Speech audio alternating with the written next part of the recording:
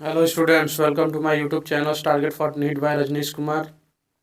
इसके पिछले लेक्चर में हम लोगों ने राइबोसोम के बारे में बात किया था और उसके डायग्राम या स्ट्रक्चर के बारे में बात किया था। आज बात करते हैं हम ट्रांसलेशन के बारे में और ट्रांसक्रिप्शन के बारे में और रिवर्स ट्रांसक्रिप्शन के बारे में बात करेंगे।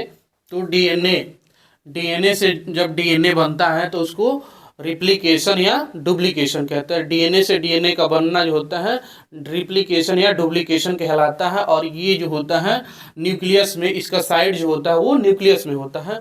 यानी डीएनए का जो होता है, डीएनए से डीएनए का बनना जो होता है प्रोकैरियोटिक सेल्स में जो होता है वो साइटोप्लाज्म में होता है, लेकिन यूकैरियोटिक सेल्स में जो होता है ये डीएनए से डीएनए का बनना या रिप्लिकेशन या डुप्लीकेशन जो होता है वो यूकैरियोटिक सेल्स में जो होता है न्यूक्लियस में होता है। और इसके लिए एंजाइम जो होता है DNA dependent DNA polymerase enzyme जो होता है इस पे कार्य करता है। उसके दौरान जो होता है डीएनए का डुप्लीकेशन या रिप्लिकेशन होता है। अब बात करते हैं डीएनए से आरएनए का बनना। डीएनए से आरएनए का बनना जो होता है वो ट्रांसक्रिप्शन कहलाता है। डीएनए से आरएनए का बनना ट्रांसक्रिप्शन कहलाता है। और इसका भी साइड जो होता है वो यूकैरियोटिक सेल्स में जो होता है न्यूक्लियस में होता है, और जबकि प्रोकैरियोटिक सेल्स में जो होता है वो साइटोप्लाज्म में होता है। तो डीएनए से डीएनए का बनना ट्रांसक्रिप्शन कहलाता है। और इसके लिए एंजाइम जो होता है वो डीएनए डिपेंडेंट आरएनए पॉलीमरेज की आवश्यकता होती है या इस पे कार्य करता है। DNA dependent DNA polymerase enzyme जो होता है इस पे कार्य करता है ट्रांसक्रिप्शन के दौरान।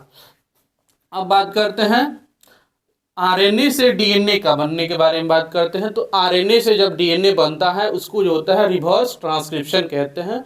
आरएनए से जब डीएनए बनेगा, आरएनए से डीएनए जब बनता है तो उसको रिवर्स ट्रांसक्रिप्शन कहते हैं। और इसके लिए भी जो ये जो इसका साइड जो होता है वो न्यूक्लियस में होता है यूकैरियोटिक सेल्स के लिए, जबकि प्रोकैरियोटिक सेल्स के लिए जो होता है वो साइटोप्लाज्म में होता है। अब बात करते हैं इसके एंजाइम के बारे में। तो इसके एंजाइम जो होता है RNA dependent DNA polymerase enzyme इस पे कार्य करता है या रिवर्स ट्रांसक्रिप्शन के दौरान जो होता है RNA dependent DNA polymerase enzyme की आवश्यकता होती है। आगे बात करते हैं आरएनए से प्रोटीन का बनना। आरएनए से प्रोटीन के बनने को प्रोसेस को हम ट्रांसलेशन कहते हैं। आरएनए से जब प्रोटीन बनता है उसको हम ट्रांसलेशन कहते हैं। और ये जो होता है साइटोप्लाज्म में, इसका साइड जो होता है वो साइटोप्लाज्म में होता है, उसको हम ट्रांसक्रिप्शन कहते हैं।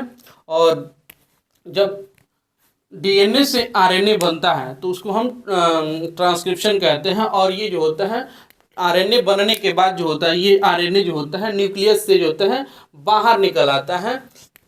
बाहर निकल आता है साइटोप्लाज्म में आने के बाद जो होता है सिंगल स्ट्रैंडेड जो होता है एमआरएनए जो होता है बनकर तैयार होता है।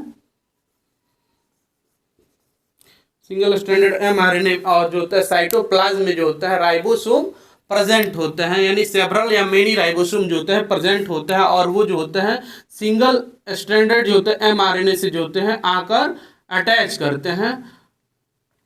एक से अधिक राइबोसोम जो होते हैं एमआरएनए सिंगल एमआरएनए से जो होता है ऐसे अटैच करते हैं, उसको हम पॉलीसोम या पॉलीराइबोसोम कहते हैं।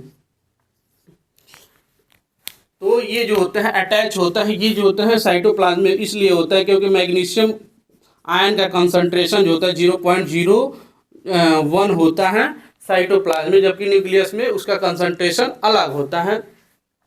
इसलिए जो होता है एमआरएनए जो होता है आकर साइटोप्लाज्म में जो होता है वो सिंगल स्ट्रैंडेड एमआरएनए पर आकर जो होता है राइबोसोम सेवरल राइबोसोम जो होते हैं आकर अटैच हो जाते हैं, जिसको हम पॉलीसोम या पॉलीराइबोसोम कहते हैं।